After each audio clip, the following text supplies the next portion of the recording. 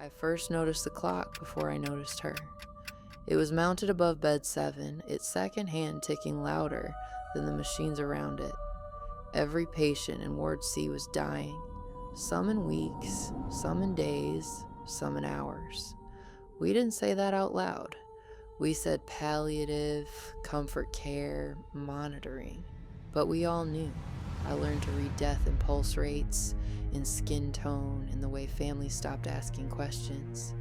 I learned to smile while measuring the time they had left. That was my job.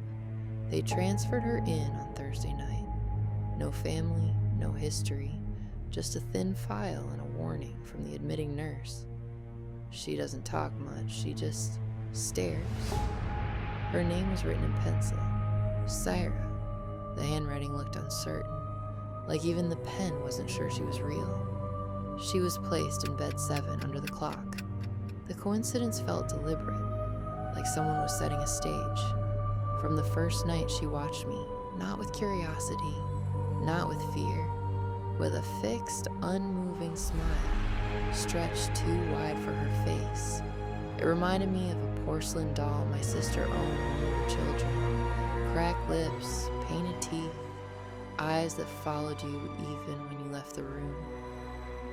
Sarah's smile never changed, even when I checked her vitals, even when I adjusted her IV, even when I whispered, "Good evening," like I did with every patient.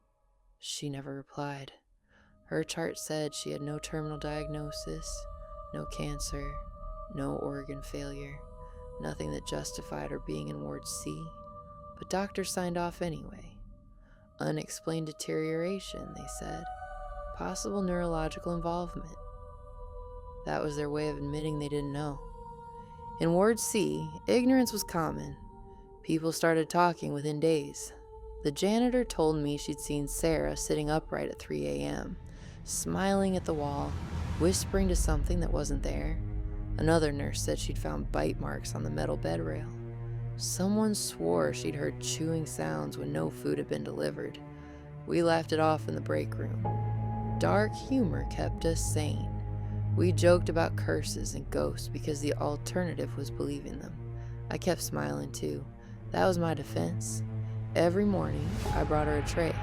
Soup, bread, soft fruit, things meant for weak bodies. She never touched the food. She waited until I placed it on the side table, until I stepped back, until I pretended to focus on another patient. Then she would move, not to the soup, to the plate. The first time, I thought I was hallucinating. I saw her lift the ceramic plate with both hands.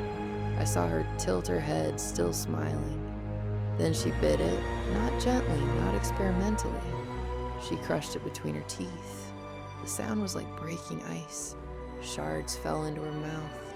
Blood ran down her chin. She chewed slowly, methodically, like someone enjoying a meal.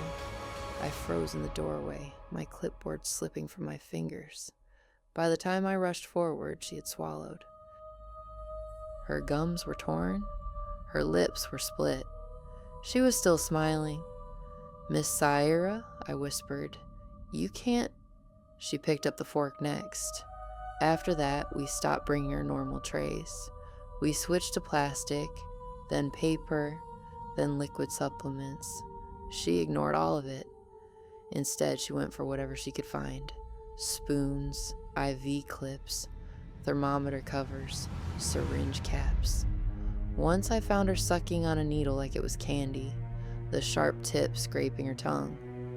I reported everything. Doctors ordered scans. Psychiatrists visited once and never returned. They said she was non-responsive and atypical. They said she wasn't dangerous. They were wrong. The strangest part was that she was getting stronger, while everyone else in Ward C grew weaker. Syra gained color. Her eyes sharpened. Her grip tightened. Her vitals improved. It was like she was feeding on something no one else could see, or something we didn't want to name. At night, when the ward dimmed and machines hummed in unison, I started dreaming about her. In my dreams, I was lying in bed 7, staring up at the clock, unable to move. She stood over me, smiling, holding pieces of herself in her hands like broken toys. I woke up every time at 3:17 a.m. Always 3:17. One night I stayed late to finish paperwork. Storms rattled the windows. The ward was half asleep. I walked past bed 7 and heard chewing. Slow, wet, intentional. I turned on the light. Syra was holding her left hand in her mouth, not nibbling, eating. Her fingers were half gone. Bone was exposed. Tendons snapped as she pulled them apart with her teeth. Blood soaked the sheets. It dripped onto the floor in steady drops, matching the clock's rhythm. Tick, drop, tick, drop. She looked at me and smiled wider. I screamed. I don't remember running to the nurse's station. I don't remember grabbing the phone. I only remember shouting, "She's hurting herself. She's eating herself. Please." Security came. Doctors followed. They restrained her. She didn't resist. She just lay there, chewing what remained of her hand as if finishing a meal. No pain, no fear, just satisfaction. They transferred her the same night. Mental hospital, high security, psychiatric emergency, all the words we use when something doesn't fit. Before they wheeled her out, she caught my sleeve. Her grip was impossibly strong. For the first time, she spoke. "Thank you," she said. Her voice sounded like rust scraping metal. Then she was gone. The bed was cleaned, the clock was replaced. Bed 7 was filled by another dying patient within hours. Ward C moved on. It always does. I tried to move on too, but something stayed with me. Patients began dying faster after she left.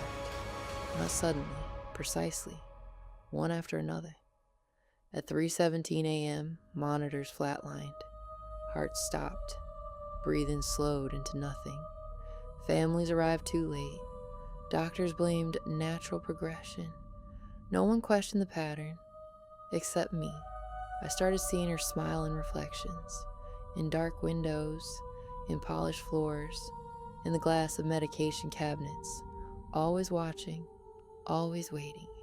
I checked her records. They were gone. No admission, no discharge, no transfer. Syra had never officially existed. Sometimes when I served dinner now, I noticed plates chipped in strange ways, forks bent inward, metal scarred as if bitten. Sometimes I hear chewing when no one is eating, and sometimes at 3:17 a.m. I feel a sharp pain in my hand, like something invisible has taken a bite. I still smile at my patients. That's my job. But now I know. Some things don't come to Ward C to die, they come to feed.